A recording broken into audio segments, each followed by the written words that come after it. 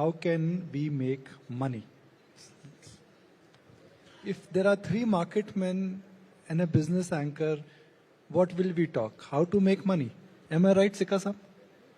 That's what we are for. Bala? Yeah, definitely. That's why we are here. And Mr. Chauhan is in the center because every time you guys make money, exchange also makes money. So he's the happiest because he's always making money. Am I right? I must also mention, we also trade more in NSE. They also make more money. Am I right that whatever happens, you will make money? I think purpose of exchange is to provide the most efficient markets at the lowest cost. And so if exchange doesn't make profits, it's okay. I don't think... But last 10 years, exchange has made a lot of money. Which is besides the point, right? Sometimes you do it without your knowledge and without the basic purpose. While other people work hard and still they may not make it, is a different issue. So I'll talk about the big picture. And again, this was the introduction, that this is the 10th edition of IEC. But on the first edition of IEC, and I would not use Sensex for benchmarking purposes, I would use Nifty for benchmarking purposes. 10 years ago, of course, Chauhan Saab was BSE, so I was using Sensex for benchmarking purposes. Ab NSE pe to Nifty ki baat karte hain. Nifty that time was sub 10,000 and closer to 6,500. Today we are standing tall at 25,000.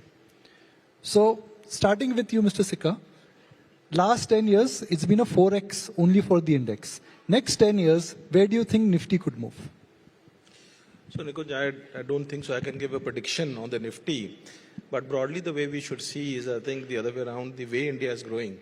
I think today we are at a point that I think we are almost, whether in the next 2 or 3 years will be a $5 trillion economy. And stock markets are a reflection of the economy doing well. So I think for us, rather you talked about Nifty, I'll say I was a part of the first edition. And that time you asked this question to me, about the mutual fund industry. At that time, the mutual fund industry was less than 10 lakh crores. Today, we are at a point where almost going to be touching 70 lakh crores. And all this has happened in the last 10 years. So I do not know, I think, what will be the Nifty. But I can tell you two things. We are at a stage where the capital market, the mutual fund investors in India, I think, are coming from small cities and towns. And today, it's becoming a household product.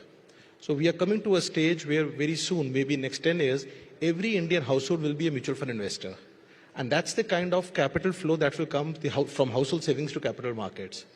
And I think with the country doing well, I think the biggest thing is we are at a stage where Indians will start benefiting from the India growth story. So I think maybe 10 years down the line, and I don't know the Nifty, but I assure you with a lot of conviction, every Indian household will be a mutual fund investor. And the data is quite, staggering. India has only 5.5 crore unique portfolios. We have 20 crore OTT accounts and we have about 25 crore food delivery accounts. So in a country which is young, in a country where the average age is less than 50, the number of portfolios are nothing compared to global averages. I cannot agree with you more, but Nikunj, the way we have to see the trend is changing very positively. Today we are seeing a lot of young investors, women investors coming from smaller cities and towns.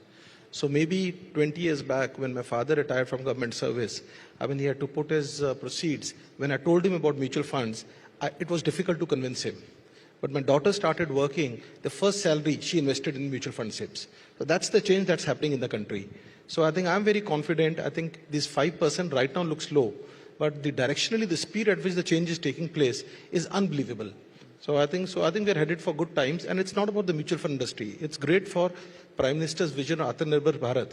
I think we are trying to be basically from a capital which is in small cities and towns, from how financial saving is coming to the capital market. So this is the true way how we can be Atmanirbhar Bharat. Mr. Chauhan, this financial inclusion, which now seems to be picking up in terms of a trend and more importantly acceptance and faith, is the trend here only going to multiply in next 10 years, and how much can it multiply? So I'll give you the information as of date. Today, we have at NSE around 21 crore accounts, which comes to 10.7 crore unique PANs. 10.7 crore unique PAN numbers, which is unique investors, out of which around 2.2 crores are women.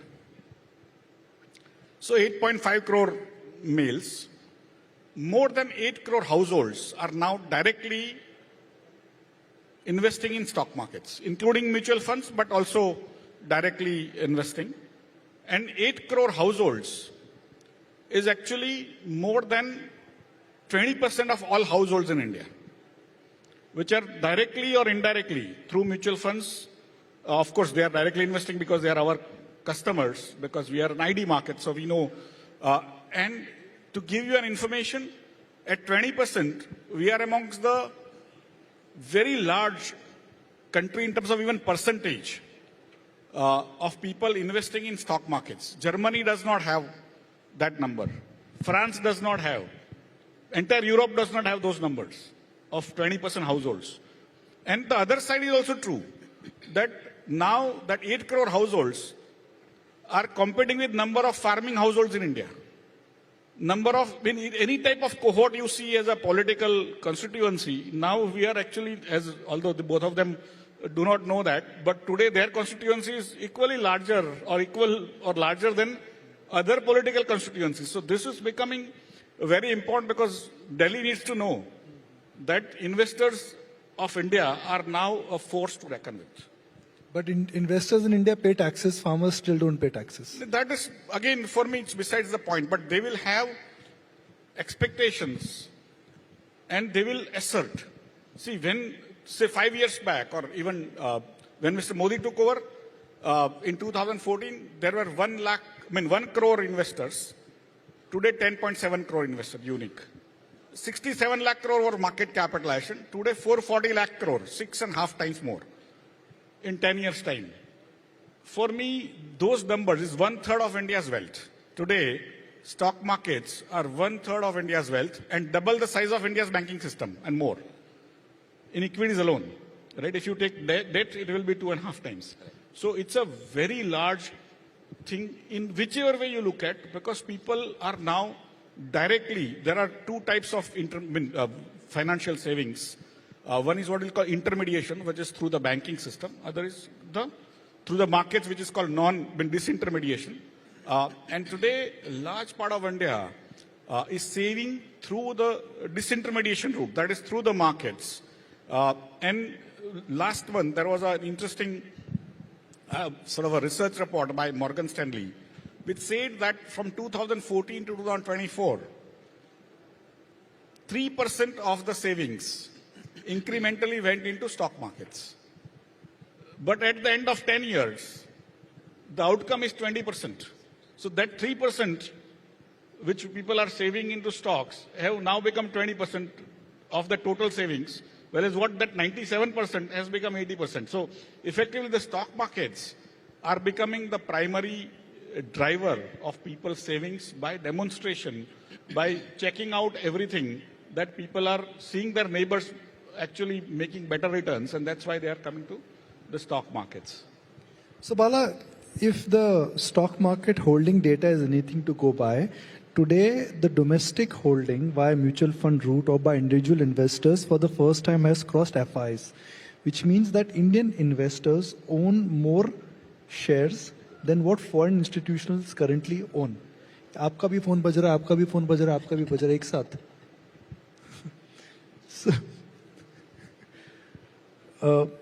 My point is, do you think the trend of this financial inclusion is a real trend, and how large this trend could become in the next 5 years and then 10 years? Yeah. I think the way I see is, I think we must also just go back in the memory. The entire awareness creation about investing in the financial instruments, capital market instruments, through the mutual funds, as well as in the stock market, started somewhere in 2012. Serious activities, which call it the financial literacy programs. The mutual fund together undertook the responsibility of improving the financial literacy in the country, took it very seriously. In fact, we got the significant support from even SEBI as a regulator, asking us to keep aside some portion of the money only towards the promotion of mutual funds and financial saving in the country. And these activities are not done alone by the mutual fund. It was done together with NSE, BSE, in terms of improving the importance of investing in equity, because the power of compounding actually is a lot higher in the equity investing. Therefore, that's why we started. The number what Sandeep mentioned about 10 lakh crore size become about 60 lakh crore size we must also look at the number from a different angle. While the 10 will become 60, 70, 7 times increase. The same time that 10, it was actually 2 lakh crore was the equity, 8 lakh crore was the debt. It was predominantly mutual fund the early part of the year. It used to be the fixed income component was the dominant component of the mutual fund. Today, equity component in the mutual fund industry is now is the dominant component. It's almost about 60% average of assets management coming from equity, which essentially means equity cult in the country has improved quite significantly. The second is the last few years. Earlier, we used to think about mutual fund means is only Mumbai and Delhi and large cities. Therefore, the penetration in the deeper parts of the country were not happening as much as it used to happen. Where I used to still remember Ashish used to always mention about the stock exchange has become so powerful, you can execute the trade in nanoseconds. So nanosecond, not many would even hear about it, but he always used to use nanoseconds. That actually increased the connectivity in the country. The same way, mutual fund also got penetrated in the deeper parts of the country. That's why I think the B15, B30 when it came. Today, almost about 23% of the equity assets under management coming from cities other than top 30 cities, which essentially means people have adopted mutual fund as the one of the vehicle investors. This has actually helped in market as well. The last, of course, is the in the number of unique investors we talked about. The folios also, of course, keeps rising, and that's again coming from the large flows in the form of an SIP is coming. But other point, if we have to look at it from a market point, we mentioned about $4.5 trillion market cap, which is almost about 140% of the Indian GDP size today in terms of our current market cap. But again, we look at the experience of investors who came in actually in the last few, I think in the last 3 years, the industry number of customer base that got added almost doubled. They were all new customers. When the new customer comes to the market and they have seen actually a one-way and up movement, and the experience for the investors also is very good. Therefore, it actually boosts the confidence. As a result of this experience, also as a result of the alternate not being as attractive as an equity from a power of compounding point of view, a mutual fund vehicle now is becoming actually primary investment vehicle for investors. I think the significant consideration. Even at the industry level, me and Sandeep, we all used to debate in those days, mutual fund subject to market risk. Is it making people to come and invest or making actually people not invest? There used to be always a perceived notion that mutual fund subject to market risk is actually driving away the investors. Today, nothing has changed. Mutual fund subject market risk, it remains the same tone, with the same voice, the same speed. And what is actually preceded the mutual fund subject market is actually mutual fund sahi hai. Right? That's what it preceded. Therefore, it boosts the confidence. So, therefore, my belief is mutual funds becoming a primary investment vehicle for investors. And equity, having seen the last 10, 15 years, 20 years return, if you look at it, and the way I think the earlier section with Arvind Panagare, we talked about the next 10 years, if you have to look at the economic growth, I think clearly, I think power of compounding actually remains very, very promising, not only just for the growth of the economy, even for the market point of view. Therefore, I think equity and asset class will continue to be the primary vehicle for savers in the country. Mr. Sikka, at every forum where we interact with you or we speak, we always do this very simple exercise so that we can explain the word or the magic of power of compounding. Let's do that again before I go to my next question. What is power of compounding? And if money grows at 10%, 20%, 25%, what difference does that make? Well, it's a very interesting thing. I mean, this is one of the not so well discovered, formula by a lot of retail investors, but those who have discovered, including some people on the dais here, they've been able to create a lot of wealth. So what is power of compounding? I think the beauty is, many times, and I'm going to step back a little, whenever investors invest in markets, they start thinking it's very important to invest and review and reinvest, move out, keep taking those calls. But the power of investing is basically that comes when you're a lazy investor and an informed investor. And I'll try to define both the things differently. Lazy investor is someone who invest for long term, is not basically getting human bias into it again and again because the markets are going up or going down. But the intelligent investor is basically the one who understands the power of compounding. So let's give an example. One of the oldest funds in the country, which started in 95, without naming it because I'm on the platform here, the NAV of 10 is today about 4,000. So that technically means basically that fund over the period of time has given a return of about 23% since 95, compounding. But if you were to look at another fund, which would have given just basically 15%, so that 10,000 rupees, which becomes 4 crore rupees, effectively the 10% difference means the wealth is actually half. That's the power of compounding. What we see 10%, 5% looks very small, but you see over a longer period of time, it totally changes the dimension.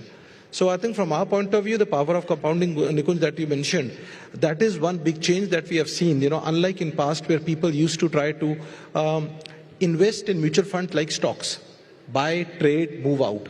I think we have seen a very big change. Basically, people are understand the power of compounding, investing for long term. And I think that what we are seeing, the longevity of our SIPs increasing day by day. So I think all I can say is to Nikun's question, the power of compounding, what it does is basically it is not basically in a linear way. I think it basically 10 rupees becomes 4,000 rupees NAV over 25 years, and the compounding is only 20%.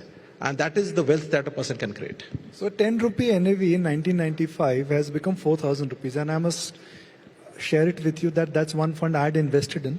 No, I did not want to make your investment, public, but yeah, I think it's again, I use the word intelligent investor, and you come in that category, Nikunj, because I think what we have seen, that's a fund which is 25 years old.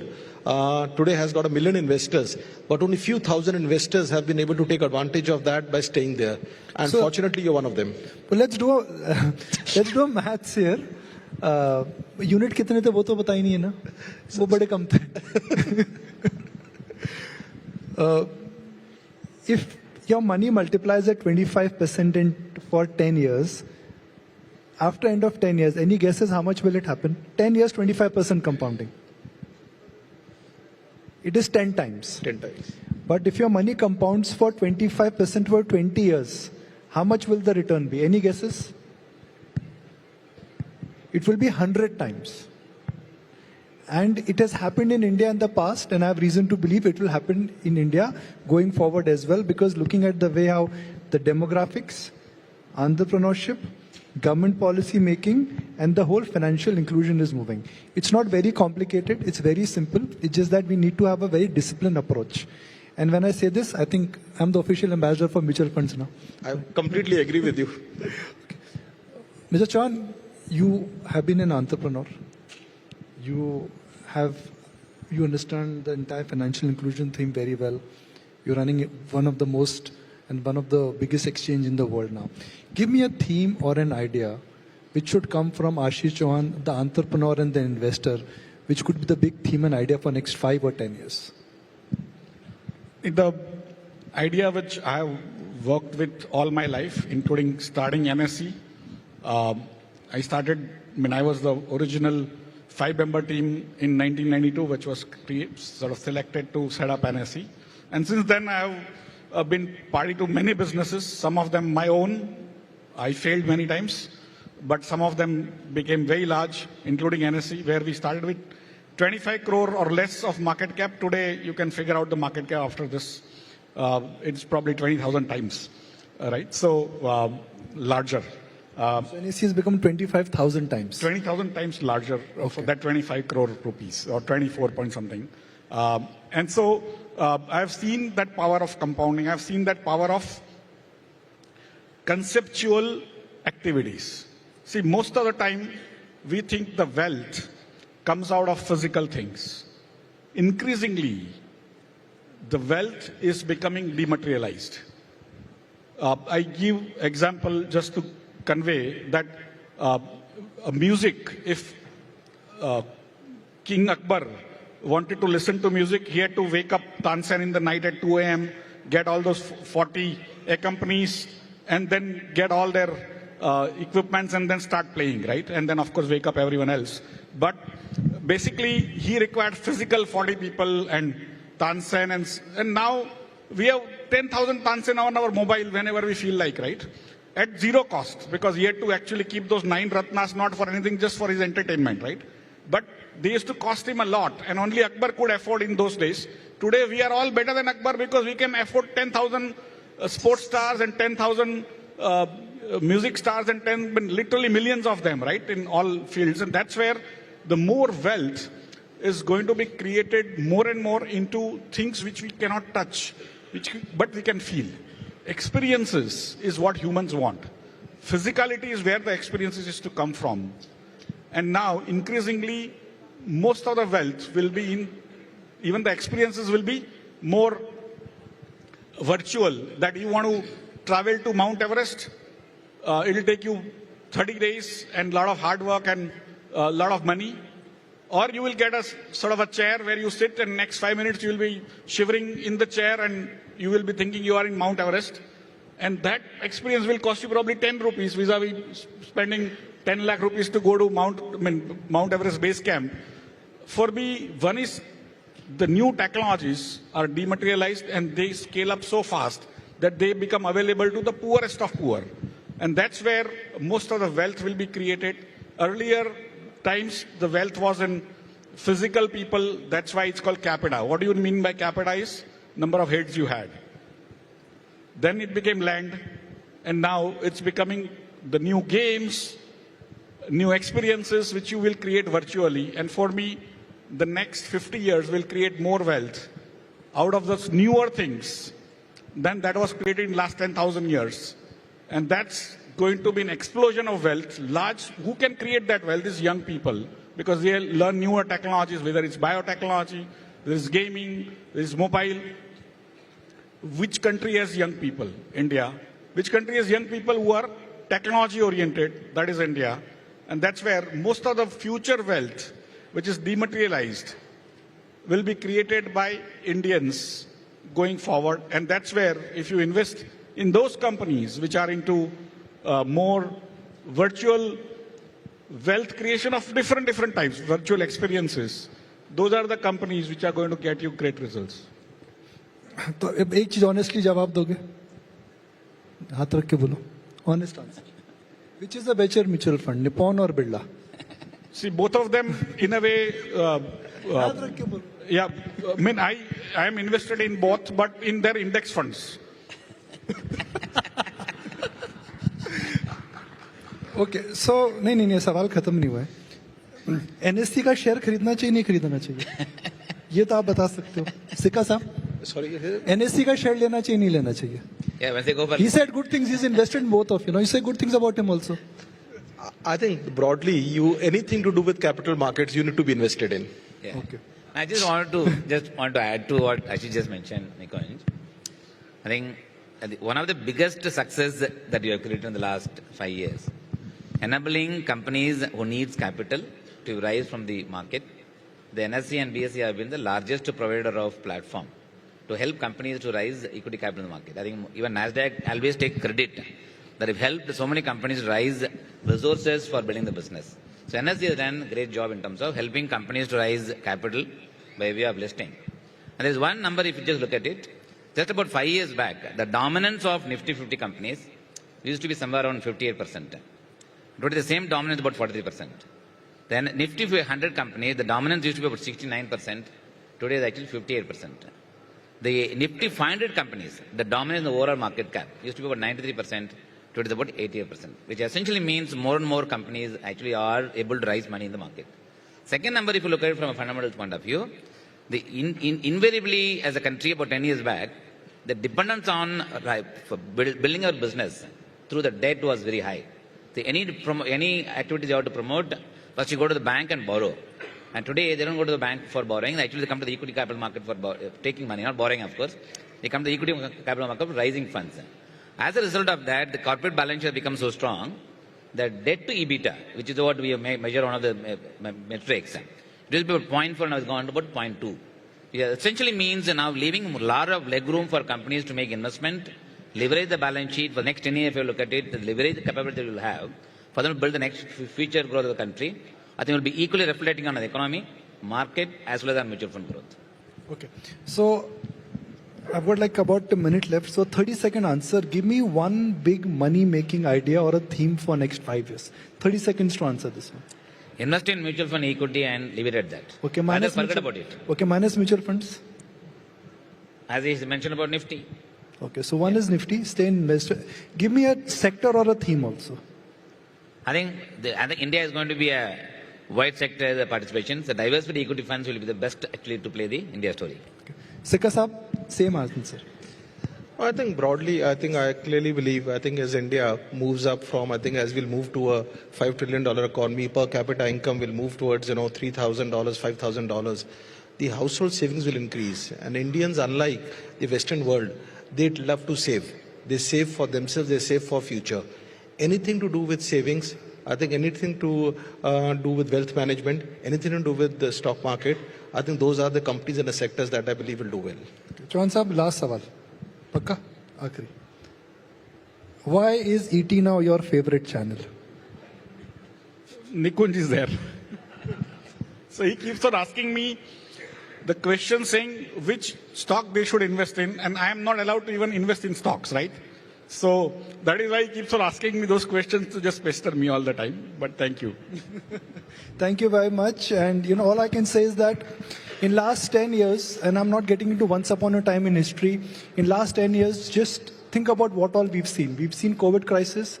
We've seen problems in US. We've seen assassinations. We've seen economy tumble. But the bottom line here is that Nifty in last 10 years is 4x. The wealth of the country is moving higher. And what is making India unique, I think, is entrepreneurship, governance, stability in terms of government policy making, and the excitement which the young population clearly is enjoying. I mean, Zomato is a company which 15 years ago did not exist. Today is part of the Sensex. NSE profit were in double digit. Now it is marching towards 5 digit. That is the kind of, exciting phase we are in. And that is what about, IC is. So we've already established the coin is no longer quarter se quarter tak. It is decade se decade tak now. Aisha, it's back to you. Thank you very much. We'd love to ask Mr. Chauhan where to invest once NSE lists. Let's see whether his answer remains same. But thank you, gentlemen. It was clearly an insightful, discussion.